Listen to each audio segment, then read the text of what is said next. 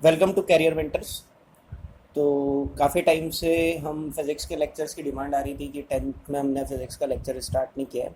कोई नहीं, अब फिज़िक्स आपकी रेगुलरली हम पढ़ेंगे, ठीक है, और धीरे धीरे इसको पूरा चैप्टर को कवर कर लेंगे, ठीक है। तो फिज़िक्स का हमारा फर्स्ट लेक्चर चैप्टर का नाम क्या है? इलेक्ट्रिसिटी। इलेक्ट्रिसिटी, ठीक है। तो ये चैप्टर हमको पढ़ना है, इलेक्ट्रिसिटी, ठीक है। और इसको कवर करेंगे आज। फर्स्ट लेक्चर मैंने टोटल चैप्टर को मैंने ऑलमोस्ट 14 to 15 लेक्चर्स में डिवाइड किया है। छोटे छोटे लेक्चर्स रहेंगे, 15 से 20 मिनट के रहेंगे। कोई कोई लेक्चर थोड़ा सा ज़्यादा भी हो सकता है, कोई कोई लेक्चर 10 मिनट का भी हो सकता है, ठीक है। तो आज जो हमारा फर्स्ट लेक्चर है, इसमें हम दो चार चीज़ें पढ़ेंगे। आज के लेक्चर्स में चार चीज़ें हमको पढ़नी है, चार टॉपिक पढ़नी है। तो वो क्या क्या है? तो सबसे पहली चीज़ तो ये है कि what is charge, electric charge क्या होता है, ठीक है। सेकंड चीज़ जो आपको पढ़नी है वो है कि मैं अभी टॉपिक लिख लेता हूँ, फिर समझा दूंगा। Methods of charging a body, किसी बॉडी को कैसे हम चार्ज कर सकते हैं भी होता क्या है, तब मैं आपको समझा दूंगा। थर्ड जो टॉपिक आप पढ़ोगे वो पढ़ोगे आप types of charges. Types of charges बहुत ही सिंपल सा टॉपिक है ये, टाइप्स ऑफ चार्जेस। और जो फोर्थ टॉपिक आप पढ़ोगे वो है types of matters. Types of matters, तो दो टाइप के मैटर्स पढ़ेंगे हम, मतलब कंडक्टर्स होते हैं, कंडक्टर्स क्या होते हैं, एंड इंसुलेटर क्या होता है, इंसुलेटर्स क्या होता है। तो इंट्रोडक्टरी लेक्चर है ये, इसमें आपको ज़्यादा कुछ दिमाग लगाना नहीं है और ना इसमें से डायरेक्टली क्वेश्चन आएंगे। बट ये इसलिए इम्पॉर्टेंट है क्योंकि अगर आपको ये नहीं आता है तो फिर आपको काफ़ी चैप्टर्स में मतलब आपका बेस स्ट्रॉन्ग नहीं है, ठीक है। तो स्टार्ट करते हैं। पहले तो चैप्टर के नाम से ही मैं देखता हूँ, इलेक्ट्रिसिटी। ये इलेक्ट्रिसिटी क्यों नाम है इसका?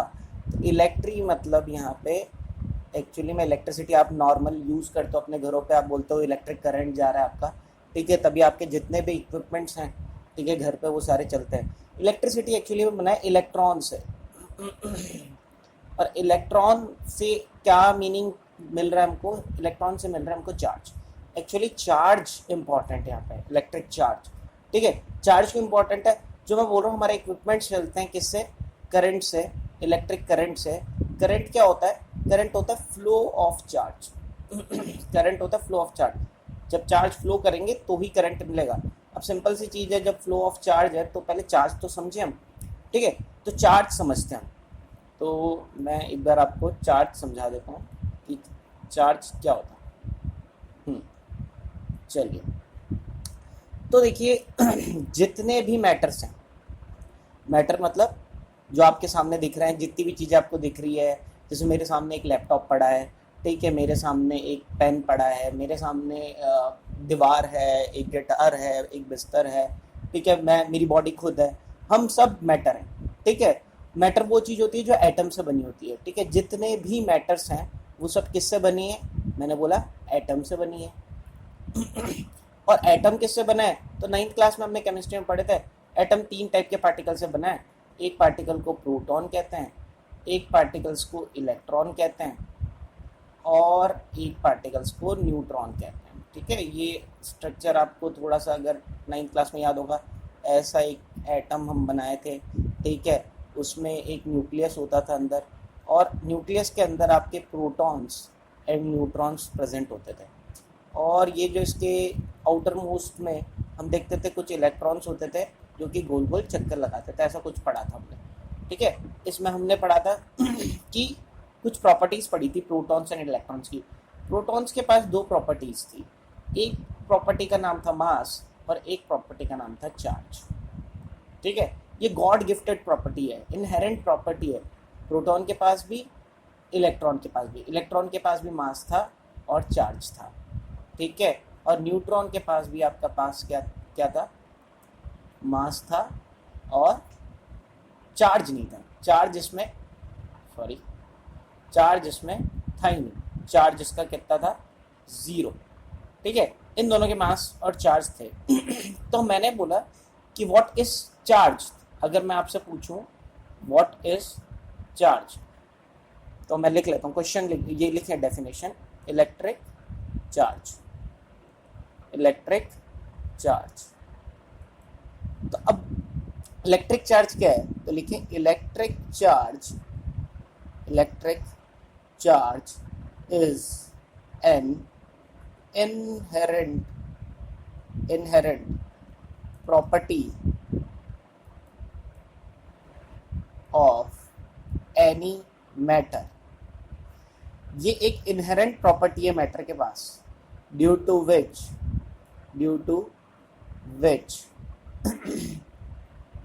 To matters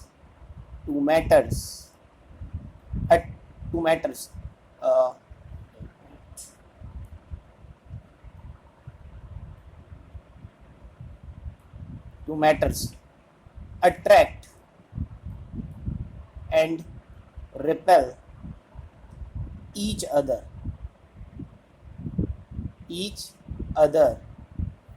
due to electrostatic force। तो अभी तो आप क्या करेंगे, डेफिनेशन उतार ले, फिर मैं इसको समझाता हूँ।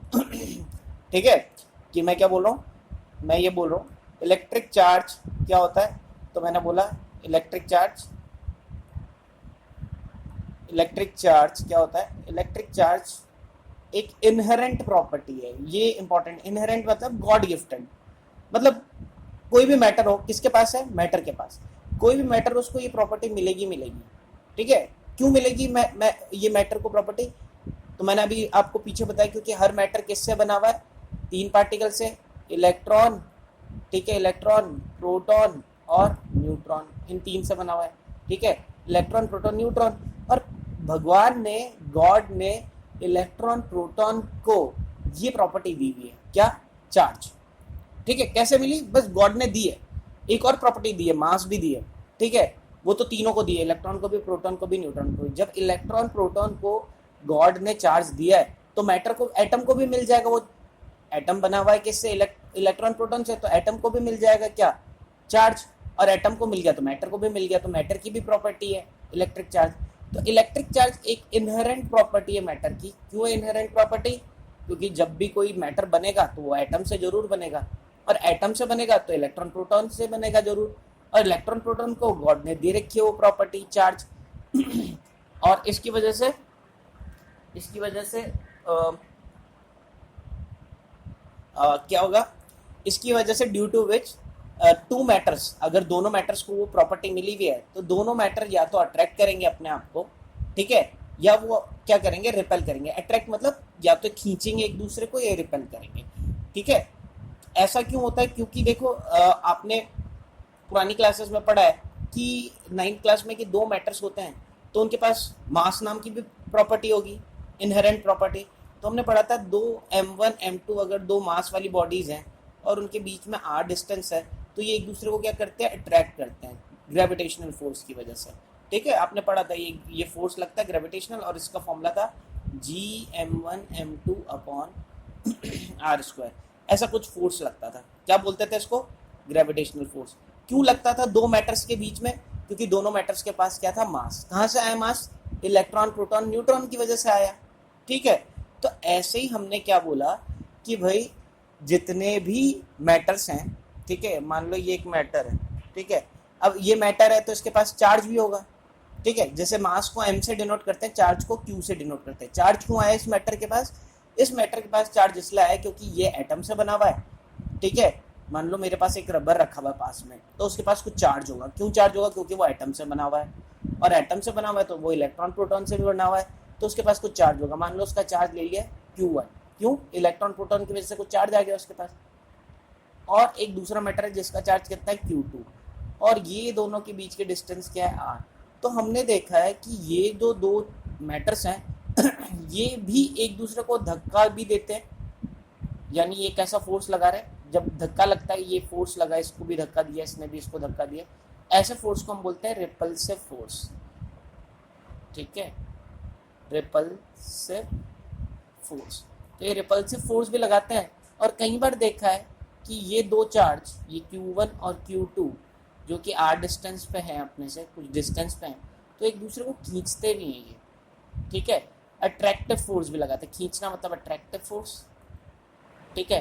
तो अट्रैक्टिव फोर्स भी लगाते हैं और रिपल्सिव फोर्स भी लगाते हैं, ठीक है। खींचते भी हैं, यहाँ पे दोनों एक दूसरे को खींच रहे हैं, ये फोर्स लगा रहे हैं दोनों एक दूसरे को, और रिपल्सिव फोर्स भी लगाते हैं। क्यों लगाते हैं? क्योंकि इनके पास चार्ज है।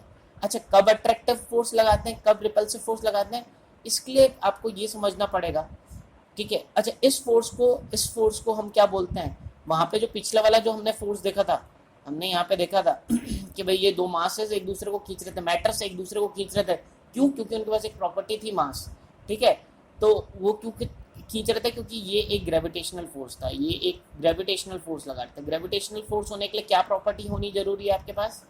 ग्रेविटेशनल फोर्स लगने के लिए आपके पास एक प्रॉपर्टी होनी चाहिए जिसको बोलते हैं मास। और इलेक्ट्रोस्टैटिक फोर्स और चार्ज होने की वजह से क्या लगता है, दो बॉडीज क्या करते हैं, अपने आप को अट्रैक्ट भी करते हैं, ठीक है, और रिपेल भी करते हैं, ठीक है। अट्रैक्ट भी करेंगे, रिपेल भी करेंगे। और अगर अट्रैक्ट और रिपेल किसकी वजह से करते हैं? इस फोर्स का नाम क्या है? इलेक्ट्रोस्टैटिक। ये जो मास की वजह से जो फोर्स लग रहा था ग्रेविटेशनल, और जो चार्ज की वजह से फोर्स लगता है जो अभी यहाँ पे लग रहा है, इस फोर्स को हम क्या बोलेंगे? इलेक्ट्रोस्टैटिक। ये इलेक्ट्रोस्टैटिक फोर्स है। ग्रेविटेशनल फोर्स का फॉर्मूला क्या पढ़ाया था हमने? G m1m2/r²। ये हमने 9th क्लास में पढ़ा था। इलेक्ट्रोस्टैटिक फोर्स भी ऑलमोस्ट ऐसे ही होता है। तो इसका फॉर्मूला क्या होता है? Q1Q2/r²। जैसे m1m2/r² था, यहाँ पे ये G क्या था? ये एक ग्रेविटेशनल कांस्टेंट था, ठीक है। ग्रेविटेशनल कांस्टेंट आपने पढ़ा हुआ है इसको, इसकी वैल्यू भी आपको याद होगी, 6.67 इंटू 10⁻⁻11, ठीक है। ऐसे यहाँ पे एक कांस्टेंट लगेगा के, इसको कूलम्स कांस्टेंट बोलते हैं, ठीक है। कूलम एक साइंटिस्ट था, उसके नाम पे ये कांस्टेंट, ठीक है, कूलम्स कांस्टेंट के। जैसे जी की वैल्यू 6.67 इंटू 10⁻⁻11 होती है, ठीक है, वैसे कूलम्स कांस्टेंट के की वैल्यू कितनी होती है? 9 इंटू 10⁹, ठीक है। अभी आप इतना ध्यान रखें। तो हमको देखा कि यार इलेक्ट्रोस्टैटिक फोर्स भी लगता है, दो मैटर्स एक दूसरे को इलेक्ट्रोस्टैटिक धक्का भी लगाते हैं, या तो धक्का लगाएंगे, दोनों में से एक ही चीज होगी, या तो धक्का लगाएंगे रिपल्सिव फोर्स लगेगा या अट्रैक्टिव फोर्स लगेगा, ठीक है। क्यों लगता है? क्योंकि जब इनके पास चार्ज होता है, और जब मास होता है तो क्या लगता है? Gravitational force. अब बात यह है कि भाई अगर ग्रेविटेशनल फोर्स होता है तब तो हम देखते नहीं कि ये दो बॉडीज एक दूसरे को खींच रही है। मैं तो नहीं देखता कि भाई मेरे सामने एक रबर है और एक शार्पनर है और दोनों एक दूसरे को खींच रहा है ग्रेविटेशनल फोर्स की वजह से। इस वजह से क्योंकि ग्रेविटेशनल फोर्स काफ़ी वीक होता है। क्या? ग्रेविटेशनल फोर्स जो होता है वो क्या होता है? इज अ वीक फोर्स, काफ़ी वीक होता है। वीक मतलब आपको बहुत बड़ी बॉडीज चाहिए होंगी, ज़्यादा मास वाली बॉडीज होंगी। शार्पनर और रबर का मास इतना ज़्यादा नहीं है, तो ये एक दूसरे को इतनी तेज़ी से नहीं खींच पाती। इन दोनों के बीच में बहुत ही एकदम नेग्लिजिबल फोर्स, वो दिखता भी नहीं हो, इवन हम जैसे लोगों के बीच में भी नहीं दिखेगा। इसके लिए एक बहुत बड़ी बॉडी होनी चाहिए, जैसे कि कोई अर्थ, कोई प्लैनेट जैसी, क्योंकि अर्थ का मास बहुत ज़्यादा होता है। अर्थ का मास कितना होता है? अर्थ का मास होता है 10⁻25 kg के आसपास, ठीक है। क्यों ये फोर्स वीक आता है? क्योंकि जब हम फॉर्मूला देखा मैंने फोर्स का, वो आया Gm1m2/r²। इसमें जो G की वैल्यू है ना, ये बहुत कम है, 6.67 इंटू 10⁻11 है। इसकी वजह से क्या हो गया? मान लो ये दो बॉडीज लेता हूँ, मान लो ये अर्थ नहीं है, ठीक है, ये मान लो ये जो है ये अर्थ नहीं है, ठीक है, ये एक बॉडी है। मान लो कोई एक आदमी है जो कितने किलो का, मान लो उसका मास भी मैंने ज़्यादा ले लिया, 1000 किलो का ये आदमी है, और ये आदमी कितने का है? ये आदमी और भी ज़्यादा कर दिया मैंने, 10,000 किलो का है, ठीक है। चलो, मैंने देखा ज़्यादा भारी चीज़ों के बीच में देखते हैं फोर्स कितना लगे, और डिस्टेंस जितनी कम होगी उतना ही ज़्यादा फोर्स लगेगा। चलो, डिस्टेंस मैंने बहुत कम रखी, 1 मीटर, तो मैं देखूँ ये दोनों बॉडीज एक दूसरे पे कितना फोर्स लगा रही है। तो इस फॉर्मूले में डालते हैं, तो जी की वैल्यू डाली मैंने 6.67 इंटू 10⁻11 इंटू ये डाला मैंने 1000 को 10⁻3 लिख सकता हूँ, और 10,000 को 10⁻4 लिख सकता हूँ, और अपॉन 1 का स्क्वायर। 1 का स्क्वायर तो 1 ही हो जाएगा। अब देखो 10⁻3 और 10⁻4 टोटल मिला के 10⁻7 हो गया, और ये 10⁻11 हो गया, यानी आंसर क्या आ जाएगा? 6.67 इंटू 10⁻⁻4 न्यूटन, यानी बहुत ही छोटा। 0.00667 न्यूटन, आधा न्यूटन भी नहीं है ये, 1 न्यूटन भी नहीं है। इतनी भारी बॉडीज को, मान लो एक कार और ट्रक ही होंगे ना, ये ट्रक है और एक कार है, इनको भी नहीं खींच पा रहा है इतना सा फोर्स से, तो एक चींटी भी नहीं हिलेगी। ठीक है, तो ये कार और ट्रक कैसे लेंगे? इसलिए हमारे सामने जितनी भी बॉडीज हैं वो एक दूसरे को नहीं खींच पाती है। ठीक है, वो कब खींच पाएंगी एक दूसरे को?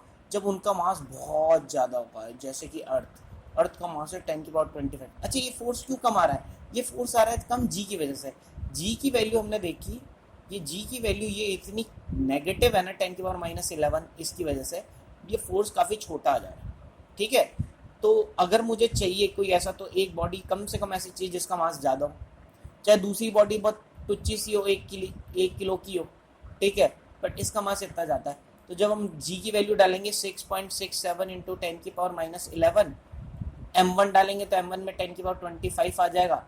तो दूसरा चाहे कम भी हो, तो ये इसकी नेगेटिव वैल्यू को, काफ़ी बड़ी वैल्यू इसको कम कर देगी। इस वजह से ये फोर्स हमको दिखता है अर्थ के केस में, मून के केस में। ठीक है, जितने भी प्लैनेट्स हैं उनमें हमको ग्रेविटेशनल फोर्स दिखेगा, बाकी नहीं दिखेगा। ये बेसिक सी बातें कर रहा हूँ मैं, ताकि आपको थोड़ा सा हल्की फुल्की नॉलेज रहे चैप्टर के स्टार्टिंग में। ठीक है, चलिए तो बात करते हैं। ऐसे ही मैंने देखा दो मैटर एक दूसरे को खींचते हैं। दो मैटर मतलब एक पेंसिल और एक रबर भी एक दूसरे को खींचना चाहिए या धक्का देना चाहिए। क्यों? क्योंकि उनके पास चार्ज भी होगा। मास क्यों आया था?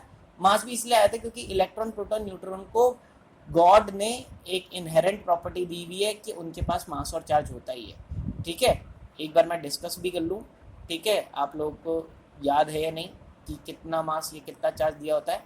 तो आपको ध्यान रहना चाहिए कि प्रोटॉन है, उसके पास कितना मास गॉड ने दिया है?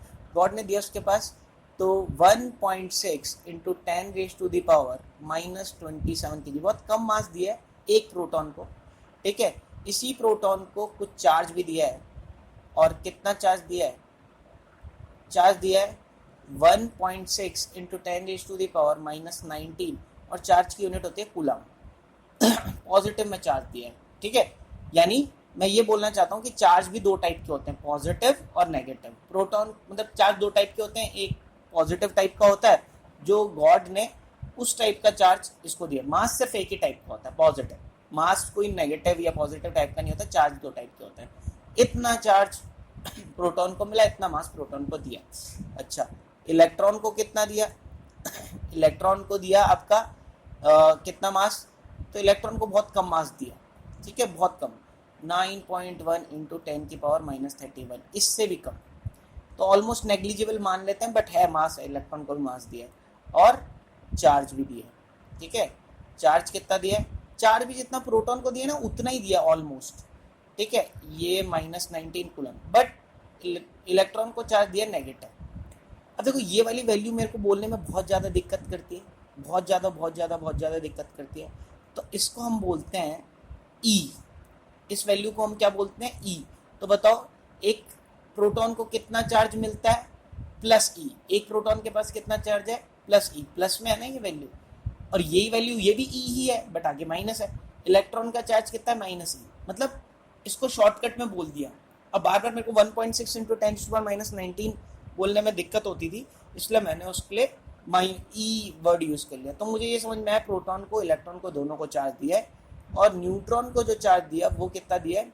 न्यूट्रॉन को मास कितना दिया है? न्यूट्रॉन को भी सेम प्रोटॉन जितना ही मास दिया है, 1.6 इंटू 10⁻⁻27 kg, बट चार्ज दिया ही नहीं। ठीक है, चार्ज दिया ही नहीं, 0। तो गॉड ने ये सारे काम किए। ये वैल्यूज़ आपको याद होनी चाहिए थी।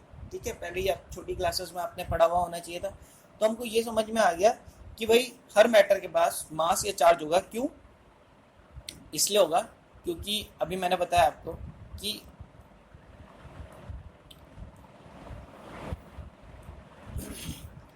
हर मैटर किससे बना है? वापस से एटम से।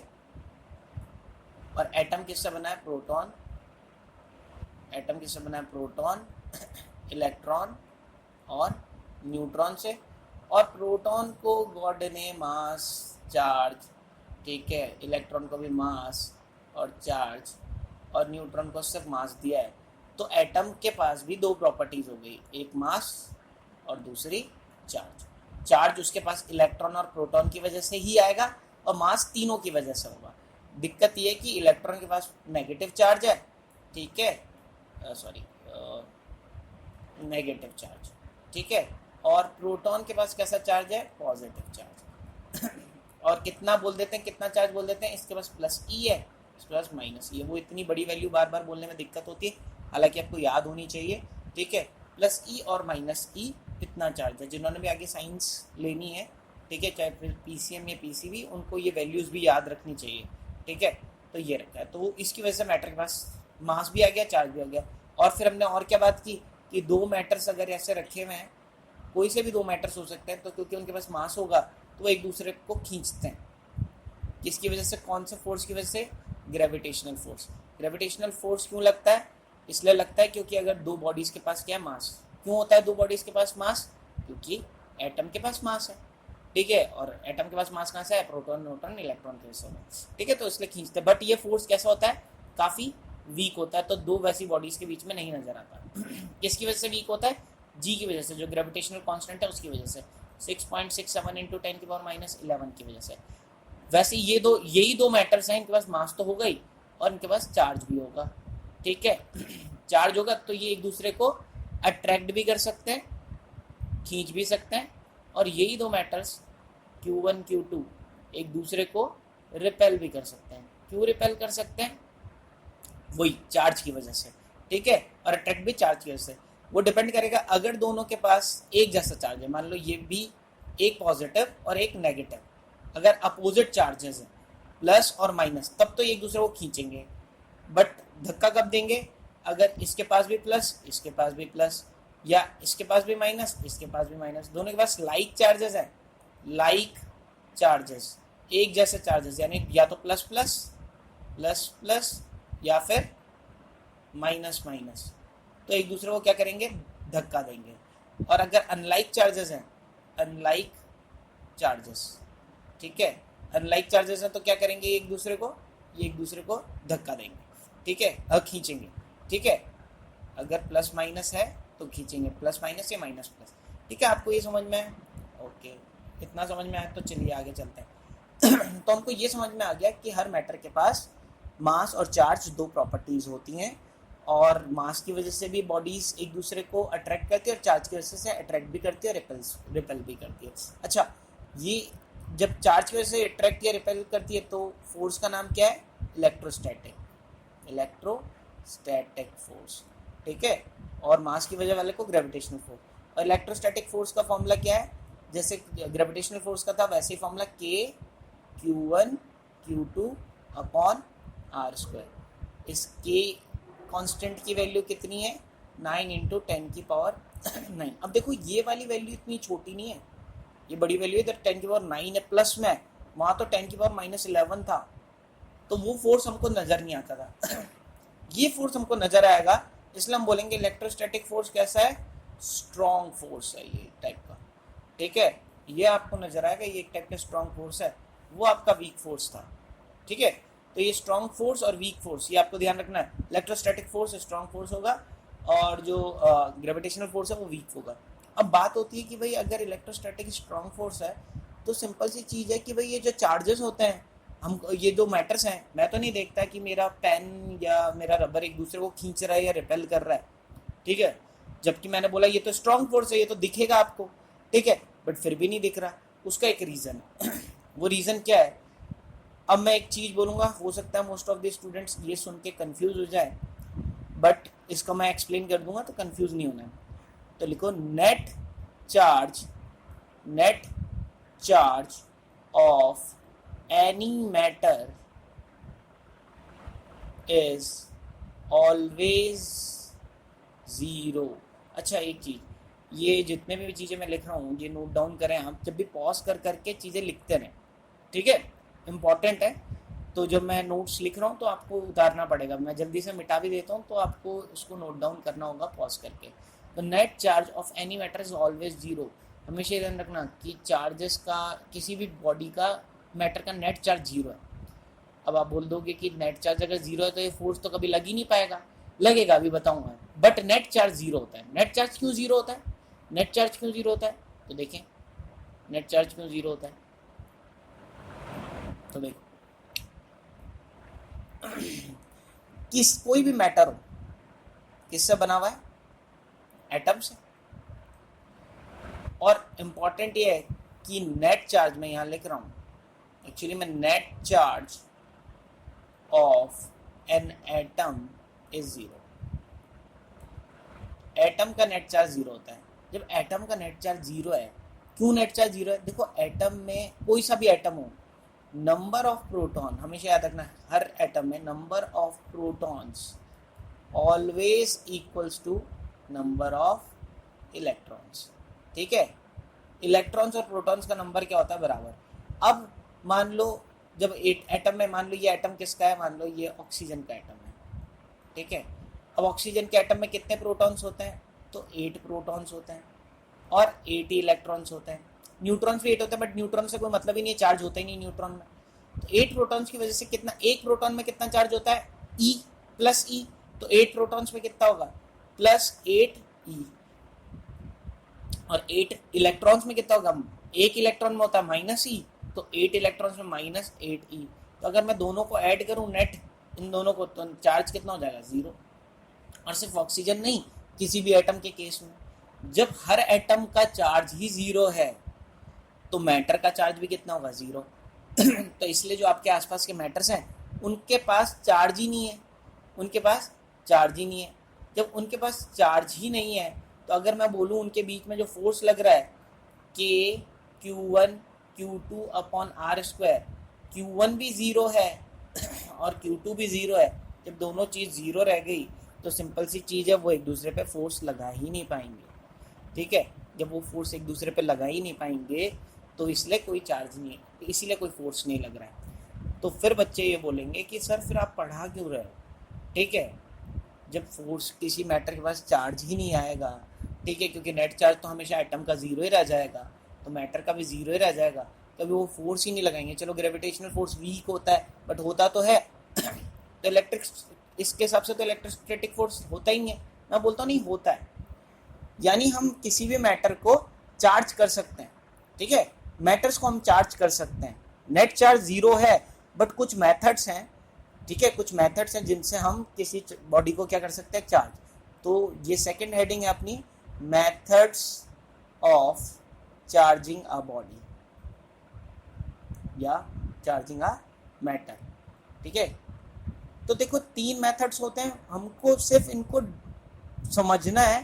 तीनों मेथड्स को मैं वैसे भी नहीं बताऊंगा, बट फिर भी फर्स्ट मेथड बहुत इंपॉर्टेंट है और होता क्या है वो मैं बताता हूँ आपको। तो पहला मेथड है बाय फ्रिक्शन। थोड़ा ये लेक्चर लेंथी हो गया इंट्रोडक्टरी, बट आपको ये वाला लेक्चर को देख समझना पड़ेगा। ये पेपर में आपसे कुछ नहीं पूछेगा इसके बारे में, बट अगर आपको ये नहीं समझ में आया तो आपको चैप्टर भी आगे पूरा समझ में नहीं आएगा। तो बाय फ्रिक्शन और बाय रबिंग, इसी को रबिंग भी बोलते हैं। जब हम दो बॉडीज को रब करते हैं तो हम देखेंगे कि भाई बाय फ्रिक्शन या बाय रबिंग वो क्या हो जाएंगे? वो चार्ज हो जाते हैं। वैसे उनके पास चार्ज जीरो है, बट मैं उनको चार्ज कर सकता हूँ, उनके अंदर चार्ज ला सकता हूँ। किससे? बाय फ्रिक्शन या बाय रबिंग से। दूसरा बाय कंडक्शन। ये सारी चीज़ें हम 12th में पढ़ेंगे, तो इसको इतना एक्सप्लेन करने की ज़रूरत नहीं है। और तीसरा बाय इंडक्शन, तीसरा मेथड है बाय इंडक्शन। ये तीनों मेथड्स हम 12th क्लास में पढ़ेंगे ही पढ़ेंगे। होता क्या इन 3 मेथड से? होता ये है, ठीक है, बाय दीज 3 मेथड्स, इनमें से कोई सा भी एक मेथड यूज करेंगे। बाय दीज 3 मेथड्स, ठीक है, electrons are transfer, electrons are transfer from one matter to another. ठीक है, एक मैटर से दूसरे मैटर पे ट्रांसफर हो जाता है। देखो इन तीनों मेथड से क्या होता है? एक बॉडी से, जो 2 बॉडीज थी हमारे पास, दोनों का चार्ज इनिशियली क्या था? जीरो। बट इस मेथड से, इन तीनों मेथड से हम क्या कर देते हैं? एक बॉडी से दूसरी बॉडी पे इलेक्ट्रॉन ट्रांसफर कर देते हैं। उससे क्या होता है? उससे ये होता है मान लो एक एग्जांपल लेते हैं, रबिंग मतलब ये तो सिंपल से जानते हो आप, दो चीज़ों को घिसते हो। अब मैंने एक स्केल लिया और मैंने अपनी टी शर्ट पे घिसा, मान लो मेरी टी शर्ट का चार्ज कितना है, अब ये टी शर्ट है, ये मेरी टी शर्ट है और ये मेरा स्केल है, ठीक है, या पेंसिल या ये रबर है और ये शार्पनर है, ठीक है। मैं ये बोलता हूँ कि रबर में प्रोटॉन्स कितने, अभी मान लेता हूँ, मान लो 10,000 प्रोटॉन्स है, ठीक है, और इलेक्ट्रॉन्स कितने हैं, इलेक्ट्रॉन्स भी 10,000 है, बराबर ही होंगे। अब बताओ इसका चार्ज कितना होगा, 10,000 प्रोटॉन्स की वजह से इसके पास होगा प्लस 10,000 ई चार्ज होगा, और इलेक्ट्रॉन्स की वजह से माइनस 10,000 ई। तो नेट चार्ज कितना है, ये रबर जो है हमारे पास, ठीक है, मान लो ये रबर है, रबर का नेट चार्ज कितना है, 0। ये हमारा शार्पनर है, ठीक है, इस शार्पनर के पास कितने प्रोटॉन्स हैं, मान लो शार्पनर के पास है 5,000 प्रोटॉन, ठीक है, एग्जाम्पल्स ले लिए हमने, इतने प्रोटॉन। और इलेक्ट्रॉन कितने हैं, इलेक्ट्रॉन भी 5,000 है। अब 5,000 प्रोटॉन की वजह से इसके पास कितना चार्ज होगा, प्लस 5,000 ई, और 5,000 इलेक्ट्रॉन की वजह से माइनस 5,000 ई। तो नेट चार्ज इसका भी कितना है, 0, क्योंकि अब रबर के पास भी चार्ज नहीं है, शार्पनर के पास भी चार्ज नहीं है, तो क्या ये एक दूसरे पे कोई अट्रैक्टिव या रिपल्सिव फोर्स, इलेक्ट्रोस्टैटिक फोर्स लगाएंगे, तो कोई फोर्स नहीं लगेगा। क्यों, एफ का फॉर्मूला क्या था, के Q1 Q2 upon are square, Q1 भी 0 है, यानी रबर के पास भी चार्ज नहीं है, और Q2 भी 0 है, दोनों के पास चार्ज नहीं है। बट मैंने क्या किया, रब किया, इन दोनों को एक दूसरे के ऊपर घिसा, फ्रिक्शन किया इन दोनों को, उससे क्या होगा, किसी एक बॉडी से इलेक्ट्रॉन दूसरी बॉडी में ट्रांसफर हो जाते हैं। अब किससे किस में होगी, वो बॉडी के नेचर पर डिपेंड करता है, ठीक है, 12th क्लास में हम वो नेचर समझेंगे। कोई जरूरी नहीं है कि रबर से शार्पनर जिसके पास ज़्यादा इलेक्ट्रॉन है उससे ट्रांसफर होगा, और ध्यान रखें only and only electron he transfer होंगे, कभी प्रोटॉन ट्रांसफर नहीं होता। अभी के लिए बस इतना समझ लें कि प्रोटॉन जो होते हैं वो न्यूक्लियस में रहते हैं, वो बाहर नहीं निकल सकते, सिर्फ और सिर्फ इलेक्ट्रॉन ट्रांसफर होंगे, इलेक्ट्रॉन बाहर होते हैं तो वो ट्रांसफर होंगे। मान लो एक एग्जांपल ले लिया मैंने, अभी वो रबर में से ट्रांसफर हो गए कितने, 1,000 इलेक्ट्रॉन, 1,000 इलेक्ट्रॉन इसमें से इससे चले गए। अब बताओ इसमें प्रोटॉन कितने, प्रोटॉन को तो कोई फर्क नहीं पड़ा, 10,000 ही प्रोटॉन है, बट इलेक्ट्रॉन बताओ, इलेक्ट्रॉन कम हो गए ना, 1,000 तो उधर चले गए तो 9,000 बच गया। अब बताओ इस बॉडी का चार्ज कितना आ जाएगा, 10,000 प्रोटॉन की वजह से 10,000 ई, और 9,000 इलेक्ट्रॉन की वजह से माइनस 9,000 ई। तो नेट चार्ज कितना हो जाएगा भाई, अब एक 1,000 प्रोटॉन ज़्यादा है तो प्लस 1,000 ई। तो ये बॉडी कैसा चार्ज हो गई, ये रबर जो पहले चार्ज 0 था अब ये पॉजिटिव चार्ज हो गया, क्यों, इलेक्ट्रॉन ट्रांसफर हो गया। और ये शार्पनर जिसका चार्ज कितना था अभी 0, अब इसके पास प्रोटॉन कितने हो गए, इसके पास प्रोटॉन हो गए हमारे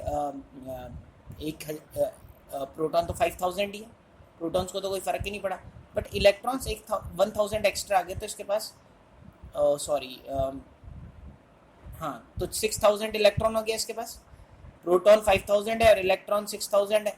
अच्छा बताओ 5,000 प्रोटॉन की वजह से क्या हो गया, 5,000 प्रोटॉन की वजह से इसके पास चार्ज है प्लस 5,000 ई, और 6,000 इलेक्ट्रॉन की वजह से माइनस 6,000 ई। अब इसके पास नेगेटिव चार्ज ज़्यादा हो गया और फाइनली इसके पास माइनस 1,000 ई चार्ज हो गया। ये कैसी बॉडी, शार्पनर कैसा चार्ज हो गया, शार्पनर हमारा नेगेटिव चार्ज हो गया, नेगेटिव, शार्पनर नेगेटिव चार्ज हो गया और रबर पॉजिटिव चार्ज हो गया। और अब हम देखेंगे शार्पनर और रबर एक दूसरे को खींचेंगे, ठीक है। अब आप ये काम करने की कोशिश करोगे, ठीक है, आप बोलोगे मैं हम अब घर पे करते हैं, बट एक्चुअली में क्या होगा कि इतने सारे इलेक्ट्रॉन ट्रांसफर नहीं हो पाएंगे आपसे, बहुत देर तक घिसना पड़ेगा, बहुत देर तक घिसना पड़ेगा, ठीक है। दूसरा, आप घिसने के बाद भी बहुत सारी चीज़ें जो हम 12th क्लास में पढ़ेंगे उसकी वजह से चार्ज कम हो जाता है किसी वजह से, ठीक है, कंडक्शन जो मेथड है उसकी वजह से कम हो जाता है। तो अभी आप ये अपनी डे टू डे लाइफ में कम ही देखोगे, बट फिर भी आपने एक एग्जांपल हम बचपन में पढ़ते थे 6th 7th 8th क्लास में पढ़ा होगा कि भाई एक स्केल को हम रब करते हैं अपनी टी शर्ट से और फिर वो कागज़ को खींच लेता है, ठीक है, वो क्यों खींच देता है, वो इलेक्ट्रोस्टैटिक फोर्स, चार्ज डेवलप हो जाता है स्केल में, ठीक है। तो जब हम दो चीज़ को घिसते हैं तो दो चीज़ों के पास चार्ज डेवलप हो जाता है, ठीक है। और हमने भी बहुत बार देखा है एक दूसरे पे, हमारे पास भी हम दीवार पे कहीं पर हल्का सा घिस रहे हैं या कहीं बैठे हुए हैं, तो उस फ्रिक्शन की वजह से हमारी बॉडी भी चार्ज हो जाती है। तो कई बार हम दो जने एक दूसरे से टच होते हैं और देखते हैं कि हम बोलते हैं अरे यार तूने करंट मारा मुझे, तो वो करंट क्या होता है, वो चार्ज हमारी बॉडी में आ जाता है एक्चुअली में इसी वजह से। तो रियल में चार्ज होता है फ्रिक्शन की वजह से और रबिंग की वजह से। तो फाइनली हमको ये समझ में आया कि हम दो बॉडीज को चार्ज कर सकते हैं। कैसे? इन तीन मेथड से, रबिंग से, कंडक्शन से, इंडक्शन से। इन तीनों मेथड में होता क्या है जब भी ये तीन मेथड फॉलो करते हैं हम, तो एक बॉडी से इलेक्ट्रॉन ट्रांसफर हो जाता है दूसरी बॉडी में। एक बॉडी से दूसरी बॉडी में इलेक्ट्रॉन ट्रांसफर होने की वजह से क्या होता है, पहले उनका नेट चार्ज 0 था, बट जैसे ही एक बॉडी से दूसरी बॉडी में चार्ज इलेक्ट्रॉन चले गए, तो जिस बॉडी से इलेक्ट्रॉन निकल गए, देखो रबर से निकल गए, तो जिसमें से इलेक्ट्रॉन निकल गए यानी इलेक्ट्रॉन कम हो गए, वो बॉडी पॉजिटिव चार्ज हो गई। और जिस बॉडी में इलेक्ट्रॉन चले गए, एक्स्ट्रा इलेक्ट्रॉन आ गए, तो बॉडी नेगेटिव चार्ज होगी। यानी हम किसी बॉडी को चार्ज कर सकते हैं, और ऐसे ही हम बॉडीज को चार्ज करते हैं। तो यानी किस क्या करके, ये तीन मेथड से हम बॉडीज को चार्ज करते हैं। अब हमने बॉडीज को चार्ज कर दिया, तो हमने दो बॉडीज के बीच में अट्रैक्टिव और रिपल्सिव फोर्स हमको नजर आएगा। इस केस में क्या होगा, क्योंकि ये पॉजिटिव चार्ज बनी, ये नेगेटिव चार्ज बनी, तो ये अट्रैक्टिव फोर्स लगाएंगे। ठीक है, तो अट्रैक्टिव फोर्स भी हो सकता है। अब मान लो इस एक रबर इधर पॉजिटिव चार्ज किया था, ऐसे किसी रबर को अलग से भी हमने रब किया और वो भी पॉजिटिव चार्ज हो गया, दोनों रबर को आसपास लेके आएंगे तो वो तो रिपेल करेंगे, क्यों, दोनों पॉजिटिव चार्ज है। तो पॉजिटिव पॉजिटिव रिपेल करते हैं और पॉजिटिव नेगेटिव अट्रैक्ट करते हैं। पॉजिटिव पॉजिटिव भी रिपेल करेंगे और पॉजिटिव नेगेटिव भी रिपेल करेंगे। यानी हमारे पहली चीज तो हमने अभी तक क्या पढ़ लिया, पहला तो इलेक्ट्रिक चार्ज पढ़ लिया, क्या होता है, एक इनहेरेंट प्रॉपर्टी होती है मैटर के पास। ठीक है, क्यों आ जाती है, क्योंकि मैटर एटम से बना है और एटम इलेक्ट्रॉन प्रोटॉन से बना हुआ है। इलेक्ट्रॉन प्रोटॉन के पास ये प्रॉपर्टी गॉड ने दी है, तो मैटर को भी मिल गई। सेकंड चीज, अगर मैं आपसे पूछूं कि वैसे नेट चार्ज के क्या होता है किसी मैटर का, तो आप बोलोगे 0। तो मैंने बोला 0 होता है तो फिर हम पढ़ क्यों रहे हैं, तो बोले नहीं, तीन मैथड्स हैं, ठीक है, जिनसे हम बॉडीज को क्या कर सकते हैं, methods of charging a body, किसी बॉडी को चार्ज कर सकते हैं, चार्जिंग अ बॉडी। अब हमने बॉडी को चार्ज भी कर लिया, ठीक है, तीन मेथड से। अब एक और चीज भी डिस्कस कर चुके हैं, वो है टाइप्स ऑफ चार्ज। मैंने बताया चार्ज दो टाइप के होते हैं, कौन कौन से, पॉजिटिव और नेगेटिव। तो ये भी मेरे को बताने की जरूरत नहीं है। अब एक लास्ट टॉपिक बचा है जो कि है टाइप्स ऑफ मैटर। ठीक है, ये मैं वैसे तो इसी लेक्चर में डालना था, बट लेक्चर बहुत बड़ा हो गया। तो टाइप्स ऑफ मैटर, दो टाइप्स के मैटर्स, कंडक्टर और इंसुलेटर, हम नेक्स्ट क्लास में पढ़ेंगे। तो अभी लेक्चर को इधर ही ख़त्म करेंगे, ठीक है, और नेक्स्ट क्लास में हम इसको, ये वाला टॉपिक को भी ले लेंगे और फिर आगे के टॉपिक्स कवर करेंगे। Okay, thank you.